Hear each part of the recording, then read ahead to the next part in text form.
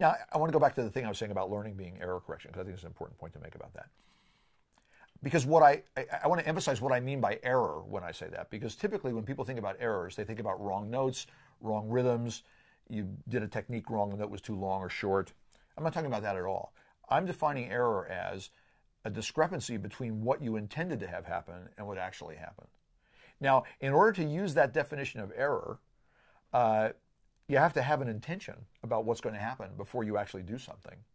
And if you watch most young learners practicing an instrument, you don't see a lot of intentionality in that. They're just behaving in a way that their teacher has told them to behave without much discrimination about, okay, this is what I'd like to have happen right now. Now I'm going to do it, and now I'm going to decide whether what I did was actually what I intended to do. Now, that seems really slow.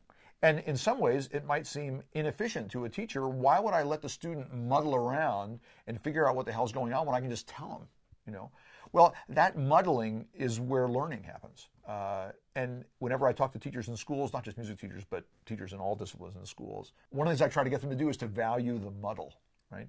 I mean, not mindless muddle, not aimless muddle, but muddle that's devoted towards solving a very clearly definable problem.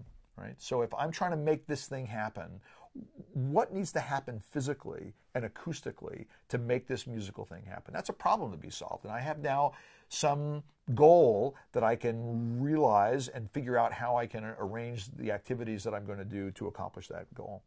I mean, one way to make practice ineffective is to do things over and over again without making any discriminations between one repetition and the next.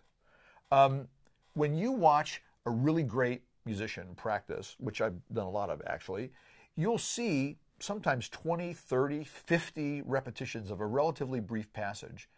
Now, if you're just a naive observer listening to that, you might say, well, goodness, they're doing exactly the same thing over and over again. I assure you, those repetitions do not sound exactly the same to the expert.